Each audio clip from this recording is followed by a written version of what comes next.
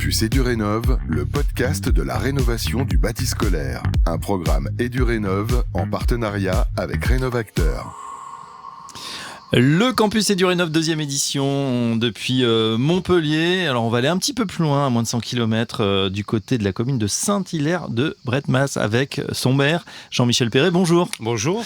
Voilà, c'est plus spécifiquement, on est à un petit peu moins de 10 km d'Alès. C'est cela, on touche à l'Alès. En fait. Vous touchez à Alès, c'est voilà. La première couronne périurbaine. Voilà, et avec vous, on va explorer la rénovation de l'école Josette Roucotte, qui est en cours. On va voir comment ça a un petit peu grévé le budget de votre mandature.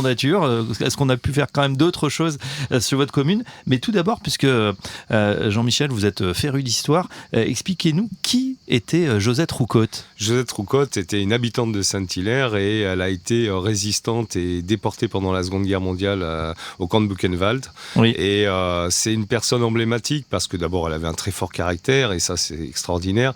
Mais surtout, elle a, dans le domaine scolaire, justement, elle a participé toute sa vie, en fin de compte, à aller expliquer ce qu'elle avait vécu justement dans les lycées, dans les collèges, dans les écoles. Oui. Donc ça avait du sens de nommer notre école élémentaire du village de son nom, parce qu'avant cela, l'école n'avait pas de nom. Donc ça avait vraiment du sens, je trouvais, de baptiser cette école de son nom, voilà, et lui rendre hommage. Elle est décédée il y a quelques années. Alors on s'intéresse justement à l'école qui a subi une transformation, une rénovation d'ampleur. Malheureusement, ou plutôt heureusement, c'est en cours et ça va être fait.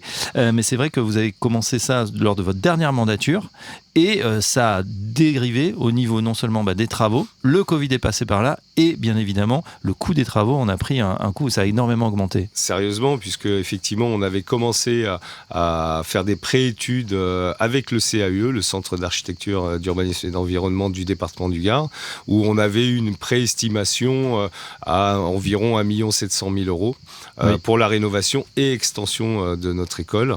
Et en fin de compte, on termine à 2 800 000 euros, grosso modo, effectivement. Donc, on a pris 1 million supplémentaire qui n'était vraiment pas prévu. Oui, alors c'est dû évidemment à tout ce qu'on sait, c'est-à-dire crise sanitaire, augmentation des matières premières, crise ukrainienne, vous avez tout eu. On a tout eu, l'inflation effectivement, liée aussi à la guerre en Ukraine, entre autres, mais pas que, et puis le Covid qui effectivement nous a pas arrangé et a décalé et fait prendre du temps, voire perdre du temps du moins dans le processus. Alors monsieur le maire, on a besoin de vos éclairages. C'est vrai quand on voit la taille de la commune qui est certes dynamique, vous gagnez des habitants, mais vous êtes quand même à 4700, 4800 habitants.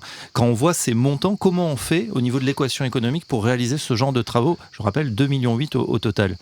L'équation économique, en fait, c'est se garder le maximum de marge de manœuvre pour continuer à investir sur d'autres projets sur la commune, ce qui n'a pas été évident sur ce mandat-là, en tout cas pas pour des grands projets significatifs, mais garder toujours ce volet d'investissement courant, on va dire, et après aller chercher justement des financements pour un gros projet comme celui-là, donc que ce soit à travers des subventions ou à travers justement des formules de prêt vraiment intéressantes, et là-dessus je remercie vraiment la Banque des Territoires. Ouais, EduRénov, ce programme, donc vous y avez participé, à quelle hauteur ils sont intervenus? Ils sont intervenus à hauteur environ de 600 000 euros, donc pour compléter en fait la part de subventions qu'on a reçues ou qui sont encore en cours d'ailleurs d'être reçues, puisque aujourd'hui on n'a pas encore perçu toutes les sommes. Oui, c'est vrai que vous avez dû tirer toutes les sonnettes, je dirais, que ce soit à l'échelon étatique, régional, il faut aller voir tout le monde. Départemental, ou par exemple l'agence de l'eau, ou par exemple la CAF, puisqu'on a une salle d'activité pour notre garderie, en fait, qu'on appelle, c'est un accueil de loisirs périscolaires, c'est-à-dire, en fin de compte, c'est pas une simple garderie, mais il y a tout un programme éducatif et pédagogique avec les mêmes taux d'encadrement, les mêmes qualifications d'encadrement que, par exemple, pour un centre de loisirs. D'où l'aide de la CAF qui n'a pas été négligeable là non plus pour la création de cette salle, on va dire, d'activité de loisirs périscolaires. Ça veut dire, si je comprends bien, qu'au niveau de ces prêts, ils vous permettent aujourd'hui d'être sur des durées suffisamment longues pour que ça ne grève pas le budget et donc les autres projets de la commune, parce qu'il y en a d'autres. Tout à fait, et c'est bien ce qui est appréciable, c'est d'avoir un prêt, en fin de compte, sur du très long terme. Pourquoi ? Parce qu'un bâtiment, on ne le jette pas au bout de 10 ou 20 ans. On l'amortit au minimum sur 30, voire plus. D'ailleurs, l'école, elle, a été construite en 1958. Elle avait eu quelques légères rénovations, mais vraiment très légères ces dernières décennies. Et en définitive, quand on l'a rénové, on a gardé la structure de base et on l'a complétée justement avec tous les dispositifs environnementaux existants. Jean-Michel Perret, un mot d'actualité. On a eu un épisode caniculaire sur toute la France il y a quelques jours, mais c'est vrai qu'en Occitanie, sous vos latitudes, il fait chaud, très chaud. On a beaucoup parlé du confort d'hiver, voilà, pas avoir froid quand il fait froid, mais on a l'impression qu'aujourd'hui, le scope, ça va plutôt être, et la préoccupation principale, le confort d'été. Il fait chaud dans les salles de classe. Est-ce que grâce aux rénovations que vous avez entreprises, il fait moins chaud et finalement on peut étudier correctement ? Justement, là, on peut parler d'expériences très récentes, puisqu'on est début juillet, et on a eu 15 jours, effectivement, 2 semaines, sur les 2 dernières semaines de scolarité, avec des très fortes chaleurs. Donc là où on peut, en retour d'expérience, c'est que nous, on avait mis tous les dispositifs justement pour le rafraîchissement.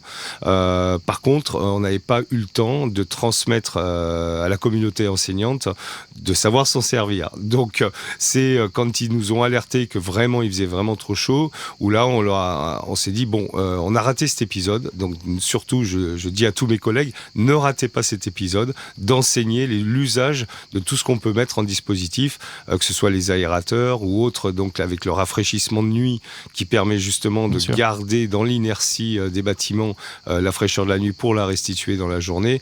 Voilà. Après, en retour d'expérience, je dirais, mais ça, ce sera à voir l'année prochaine. On verra comment ça se comporte avec justement la transmission à l'équipe enseignante qui s'est faite hier d'ailleurs, sur tout le mode de fonctionnement de nos dispositifs. Est-ce que ça suffira ? Est-ce qu'il faudra aller encore plus loin ?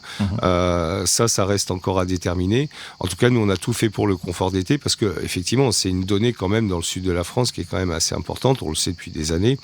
Il n'y a pas que l'hiver, effectivement. Mais cela étant, si on prend typiquement l'isolation des bâtiments, ça vaut autant pour l'hiver que pour l'été. Donc ça, de toute façon, il faut le faire. Après, c'est plus dans le fonctionnement, l'aération du bâtiment la nuit, pour restituer la fraîcheur le jour, que ça son importance, et c'est quelque chose qu'il faut vraiment étudier. Mais je crois qu'on ne sera pas les seuls, de toute façon, dans la décennie à venir, puisque les vagues de chaleur vont augmenter et remonter vers le nord aussi. Et toucher tout le territoire. On a vu jusqu'à Lille où on avait des températures qui dépassaient les 35 degrés. Un dernier mot, que direz-vous à justement vos collègues, maires, collectivités qui hésitent peut-être à lancer leur projet, qui disent non, c'est pas pour nous, c'est trop cher? Je dirais, c'est d'abord faire le tour des financements et surtout être très vigilant sur l'ingénierie financière. Parce que les financeurs n'ont pas tous les mêmes règles de financement, que ce soit en termes de date de dépôt de dossier, d'instruction, d'accord ou pas avant le lancement des travaux. Donc tout ça, c'est vraiment à prendre en compte, à travailler très finement, notamment par les contraintes aussi liées au code des marchés publics et de la commande publique, qui peuvent parfois se télescoper justement avec certaines exigences de certains financeurs.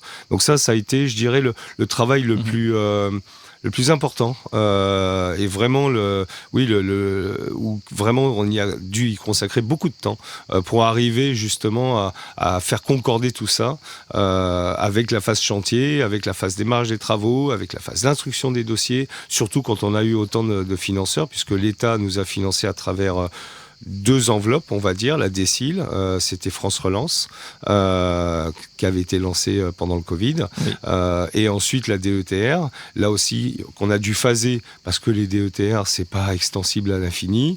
Idem avec les subventions du département, où on a dû phaser, là aussi, sur d'une partie extension, l'autre partie rénovation, etc. La région, l'agence de l'eau pour la Cour Oasis aussi. Là aussi, il faut être très vigilant au phasage des dépôts de dossiers et d'attaquer les travaux, enfin la date de démarrage de chantier. Enfin, c'est tout ça qui est vraiment très très complexe. Voilà, l'ingénierie, une fois de plus, qui compte énormément. Merci Jean-Michel Perret, voilà l'exemple de cette rénovation à l'école Josette Roucotte à Saint-Hilaire de Bretmas, et à très bientôt sur Edurénov. Merci, au revoir. Campus Edurénov, le podcast de la rénovation du bâti scolaire. Un programme Edurénov en partenariat avec Rénovacteur.